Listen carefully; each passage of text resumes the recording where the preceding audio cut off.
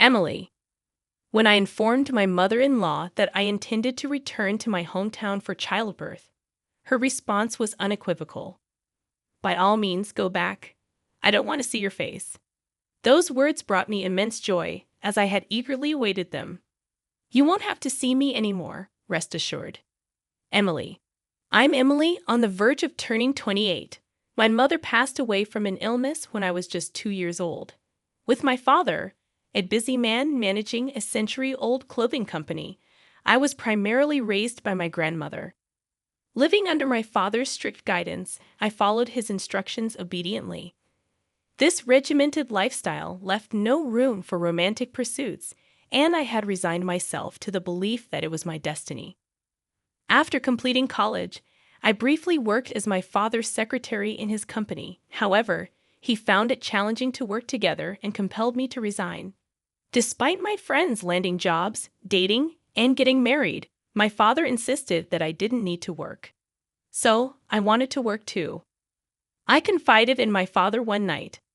Emily's father, Dad, can I work? No. He dismissed the idea without seeking any explanation. Emily. Why not? Because you don't need to work. But I also need to step out into society and gain more experience. Emily, don't talk back. I'm not talking back. I'm not saying anything wrong. You should just stay at home, Emily. If you say that, I'll leave home. I'll leave home and go to work from there. Emily, stop it. No, I am an adult. I won't always do as you say. Distraught, I left the room, and even in the solitude of my own space, I cried for an extended period. Later, I reached out to my college friend Lisa. Can I come to your house now? Sure, but what's wrong? And can you go out at this time? I can't right now, but I'll figure it out. Can I stay at your place for a while? Emily. Quietly, I packed my belongings and left home to seek refuge at Lisa's luxurious condominium. I discreetly left a note on my desk, explaining my temporary absence to my father. Upon arrival at Lisa's place, she welcomed me with my favorite coffee. Thank you, Lisa. Lisa? What's going on, Emily? I poured out the details of my argument with my father and my decision to leave home. Lisa. That's awful, Emily. You've had no freedom at all. Her empathetic words stirred fresh tears. Until now, I did everything my father said, thinking it was normal. But suddenly, I've started craving my own freedom. Lisa. That's completely normal. It's strange that your father doesn't allow you to work. I'd like to meet many people and have a good time too. Emily. So does your dad know you're here? I left a note saying I was going to a friend's place, but he doesn't know any of my friends. He might be frantically searching for you right now. Maybe. Lisa. It's late now. Shall we go to bed? Yeah, I'm really tired. Lisa arranged a separate room for me to sleep in. The next day, when Lisa left for work, I found about 10 missed calls from my dad on my phone. Feeling sorry for him, I sent an email to reassure him not to worry. In the evening, after Lisa finished work, she called me. I'm going out for a drink. Why did you join us? Emily. Having little experience with social drinking, I was excited about going out. When I arrived at the location Lisa mentioned, I found her waiting with 2 men. Lisa. Apologies for the wait. So, who are these gentlemen? Lisa gestured toward the shorter man and said, This is my boyfriend. And the tall guy over there is single and ready to mingle. The tall man, Max. Nice to meet you. I'm Max. Emily. Pleased to make your acquaintance. Lisa. Oh, nice to meet you. I'm Emily. That marked the beginning of our relationship. Max worked at a small company in the apparel industry. Initially, I wondered if it resembled my father's company, but I swiftly dismissed the thought. Max's family dynamic was the opposite of mine, with only his mother present. However, he didn't delve into the details, and I refrained from prying.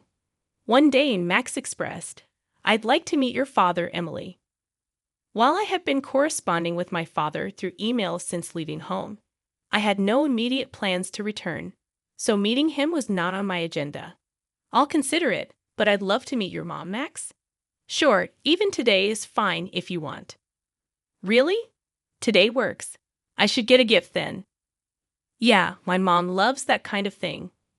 Later, I discovered my mother-in-law not only loved such gifts, but also grew quite irritable if I failed to bring them.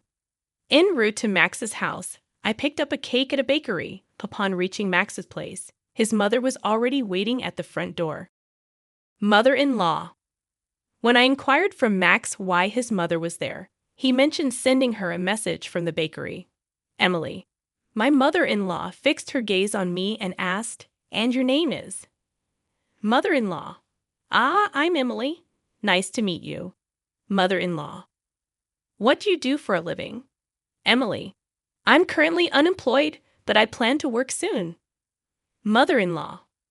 Oh, so you're just idling about. How nice. It must be to be a rich young lady. I'm not wealthy. That's why I want to work. Mother-in-law. You don't need to talk back. What do your parents do? Emily. My mother passed away when I was young. My father works at a company. Mother-in-law. Max.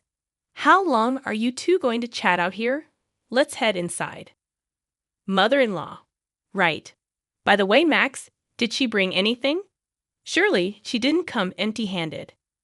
In a rush, I handed my mother-in-law the paper bag containing the cake. Emily. It's not much, but... She grabbed the bag almost forcefully from my hand, peering inside with a critical eye. I didn't really need anything, but I suppose I'll take it. In the brief minutes spent conversing with my mother-in-law, I grew to resent her deeply. I felt sorry for anyone tethered to such a person as a mother-in-law. As we entered the living room, my mother-in-law bombarded me with questions to which I offered only bland responses. Nevertheless, she persisted in her interrogation, almost as if I were a criminal suspect. Exhausted by the relentless barrage of one-sided questions, I seized the first opportunity to speak to Max. Emily. Max, I think I should be heading home soon. At that, my mother-in-law's face flushed with anger. Mother-in-law. Do you truly despise being with me that much? Your responses to my inquiries have been half-hearted all along. Max. Mom, please calm down. Mother-in-law. Max, why did you bring such a rude woman here? Surely there are better choices out there. Emily. I retorted sharply. What exactly about me is rude? If there's something I should improve, then kindly enlighten me. My response seemed to only stoke my mother-in-law's ire. Mother-in-law. You're quite cheeky, aren't you? All I asked is that you answer my questions. Emily. I've been answering everything you've asked. Mother-in-law. You dislike me, don't you? I can see it on your face. Emily. I wanted to say yes, but I couldn't bring myself to. I'm just tired and would like to go home. Mother-in-law. Well, aren't you audacious? I wonder what kind of upbringing your parents gave you. They mustn't have been good parents. I would love to see what they look like. Hearing her disparage my parents, I was overcome with sadness and began to cry. Mother-in-law. Now you're crying for sympathy. If you're so eager to leave, then go. It'll be a breath of fresh air. Also, I'll feed this cake you brought to my dog Charlie, but Charlie is quite particular, so he might not touch such a cheap cake. Laughing, she pointed at the cake I had bought. Mother-in-law. Enough, Mom. Max. Max, you really don't know how to choose a partner. Max scowled at his mother's words and retorted, Why must you always argue? Can't you act your age for once? His response seemed to drain his mother of energy instantly. Max. All I want is a good wife for you, Max. Max. I understand. But I'm an adult too, you know? I'm not a child anymore. Emily. I affirmed, and I can handle my own affairs. Upon hearing Max's words, his mother's eyes filled with tears, and she left the room with a despondent expression. I decided to depart as well, but Max followed me and offered an apology. Max. Emily, I'm sorry for my mother's harsh words. She must be feeling threatened, thinking she's losing me to you. I'll speak to her about this, okay? Please don't let it deter you from returning. Emily. His mother's comments about my parents hurt deeply, Max. I'm not sure I want to see her again. As I uttered those words, a wave of sadness washed over me, and I collapsed into Max's arms, tears streaming down my face. Max held me close, and after a while, he suggested, "How about we go somewhere now?" Barely nodding, I left the house with Max. Since Max didn't have a car, we took the train and disembarked at a station near the beach. We sat on a bench by the sandy shore, gazing out at the sea for a long while. 2 months passed since then, and I discovered that I was pregnant. When I broached the subject with Max, he proposed. "Max, let's get married. We don't need a lavish ceremony, but let's make it official. We can reside at my house, all right? I don't earn much at my job, so renting an apartment is out of the question. I'll ensure my mother refrains from making unwarranted remarks to you, Emily." While living with his mother wasn't ideal, there seemed to be no other option. Emily. Okay, I'll do my best to get along with your mother. And so, I found myself moving into my mother-in-law's house because of our impending marriage. I returned home to inform my father about it. His face lit up upon seeing me. Emily's father. It's wonderful to see you looking well. I know we've been in touch, but it's been a while since we last met. What's the matter, Dad? I have something important to share. His demeanor shifted immediately. I recounted my encounter with Max, my pregnancy, and our intention to marry. My father listened silently.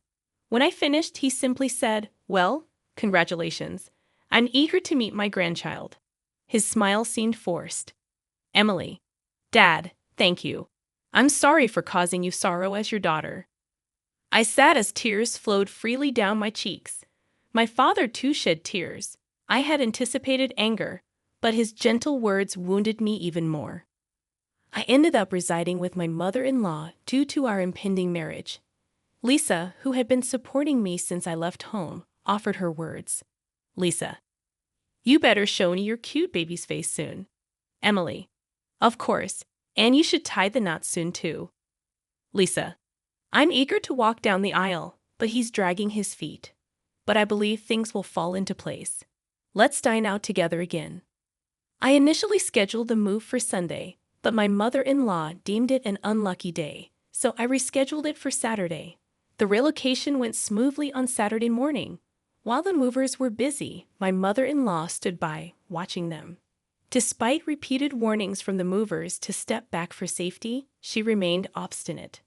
Once the move concluded, my mother-in-law beckoned me over and said, "You didn't settle the payment, did you?"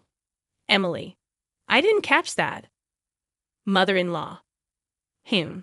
She pretended not to understand and walked away, then handed something to the movers' leaders. Understanding dawned on me, but when she returned, she said, "Emily, dear, it seemed like you were hesitant, so I paid on your behalf. Of course, you'll reimburse me later." Mother-in-law. She then cited an exorbitant sum. It far exceeded the norm, so I questioned, "You paid that much?" Emily. Goodness, it was excessive. Mother-in-law. It's not about the amount, but perhaps it was a tad too generous. It's the sentiment that matters in such situations. Stinginess invites curses. I'm not being stingy. I refrained from further discussion, aware it would lead to another clash. My mother-in-law wore an expression that said, "I'm always right." That's when Max intervened and asked my mother-in-law, "Mom, what's going on? What'd you say to Emily?" Mother-in-law. Just a trivial matter, she replied curtly before walking away. Max, are you all right? I warned her not to hassle you. Emily. Thank you. Preferring not to disclose the near altercation with my mother-in-law to Max, I fear he might mention it to her, exacerbating her hostility toward me. Following the move, my mother-in-law scarcely interacted with me, evidently avoiding me. There were weeks when she wouldn't speak to me at all, and those were peaceful days. One day, Max brought home some work documents in an envelope bearing the company name, Star Textiles Incorporated, which startled me. It was a name I'd often heard while working at my father's company. They were one of our subcontractors. Max. Yeah, why do you ask? Emily. Just curious. I realized I know very little about your company. I refrained from disclosing that his company was a subcontractor for my father's, sensing it better left unsaid. Max.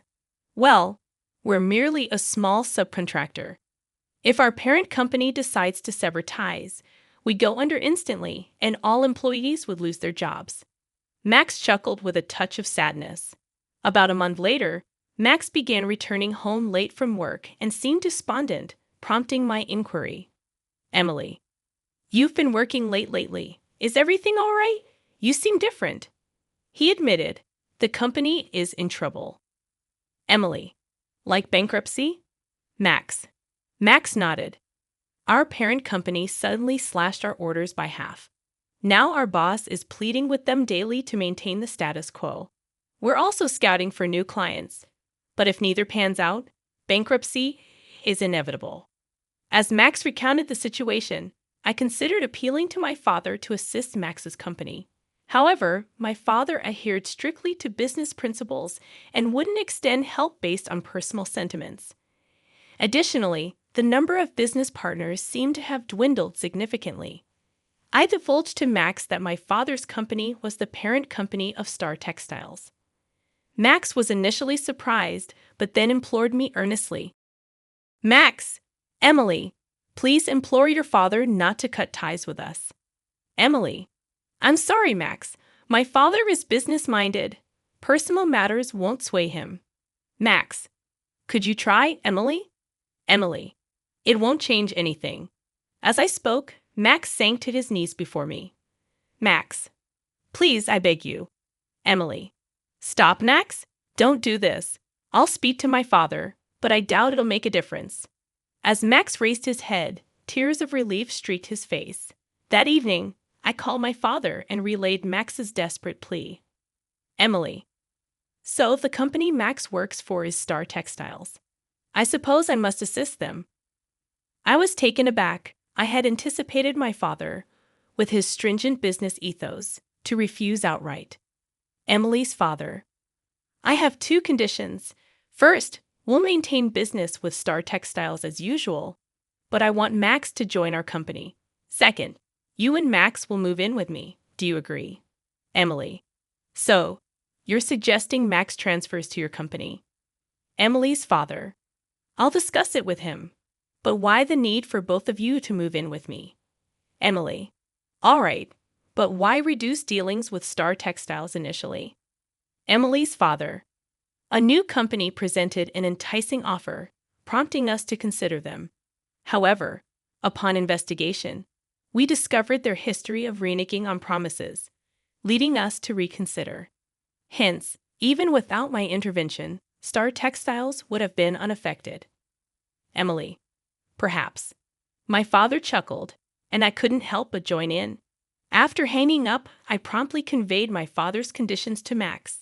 While relieved that Star Textiles was out of danger, Max seemed apprehensive about transitioning to my father's company. Max, it's difficult for me to consider joining your father's company, Emily. I've invested a lot at Star Textiles and have good colleagues there. Emily, I'll relay your sentiments to my father. I dialed my father once more, relaying Max's concerns, to which my father responded. Emily's father. He did say that, huh? He's a reliable, honorable man. Understood. He can continue excelling at Star Textiles. But my stance on you two moving into my house remains unchanged. Emily. Understood. Post-call, Max was elated upon hearing my father's decision. Max. I told Max, just remember, don't let your mother know about my father's company. If she finds out, she'll start nagging again. Max. Got it. Several weeks later, I made the decision to return home for the birth of our child. Despite it being just my father and elderly grandmother at home, it felt preferable to being under the care of my mother-in-law. Waiting until my mother-in-law was sipping her afternoon tea in the living room, I approached her. Emily, mother-in-law, regarding my childbirth, I've decided to return home. It's just my dad and my lively grandmother.